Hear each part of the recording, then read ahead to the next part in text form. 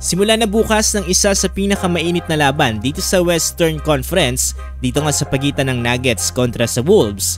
Nailabas na rin ngayong araw ang mga injury report para sa magiging laro bukas. Gaano nga ba ito makaka-epekto sa bawat team?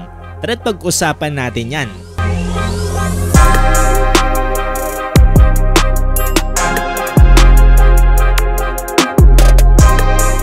Kahapon, inatalakay natin kung paano nga ba dito dinomina ng Minnesota Timberwolves dito ang defending champion na Denver Nuggets dito nga sa naganap na Game 1 at Game 2. Dito ay natalakay natin kung paano nga ba nagpamalas ng napakagandang depensa dito ang Wolves para pigilan dito yung tambalan nila Nikola Jokic at Jamal Murray. Pero ang tanong ay magiging sapat pa rin kaya ito dito sa paparating na Game 3 dito sa home court ng Minnesota.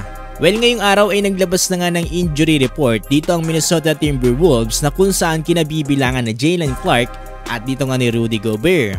Itong si Jaylen hindi pa rin makakapaglaro dahil sa kanyang injury na Achilles na usually kasi na nagtatagal lang up to 6 months. Kaya baka hindi na rin to makapaglaro na for the rest of the season. Sa kabilang banda ay hindi rin natin masisilayan bukas ang Defensive Player of the Year na si Rudy Gobert.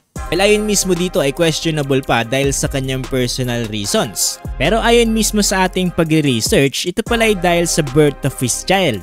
Dahilan para hindi rin siya makapaglaro nitong Game 2 at questionable pa siya ngayon hanggang sa Game 3. Pero sa tingin ko na 50% chances na maglalaro na itong si Rudy Gobert. Alam na ngayon na nasa home court na dito ng Minnesota Timberwolves. Pero ang pinaka-problema kasi ngayon ay wala dito sa Minnesota Timberwolves. Kung hindi ay nandito mismo sa defending champion na Denver Nuggets. Paano ba naman kasi down na sila dito ng dalawa at magiging home court pa dito ng Wolves? At ang mas masakit na balita dyan ay questionable pa na makakapaglaro ang dalawa sa main players dito ng Nuggets para bukas. Itong si Jamal Murray, nakaligtas man siya dito sa kanyang pambabato dito sa loob ng court at hindi nagkaroon ng suspension, ay mukhang hindi niya naman maiiwasan dito ang kanyang injury na nararamdaman.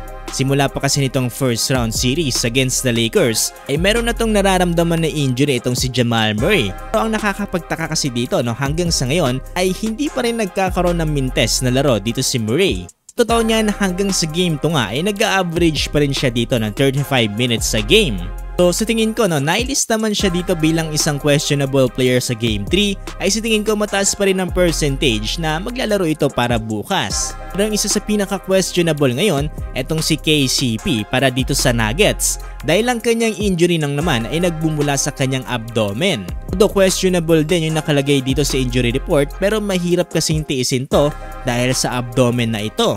Unlike dito kay Jamal Murray na matagal niyang tinitiis, medyo mapapaisip na tayo ngayon dito para kay KCP. Yun, medyo malaki na ang problema ngayon dito ng Denver Nuggets at kung hindi man sila dito mananalo para bukas, hindi na malabo na ma-sweep sila dito ng Minnesota Timberwolves at tapusin na nga ito sa Game 4. Pero yun, bilog pa rin naman ang bola, hindi natin masasabi kung sinong mananalo hanggat hindi pa natin nakikita yung final score sa bawat games. So kung kayong tatanungin sa tingin ninyo may pag-asa pa nga ba makabounce back dito ang Denver Nuggets?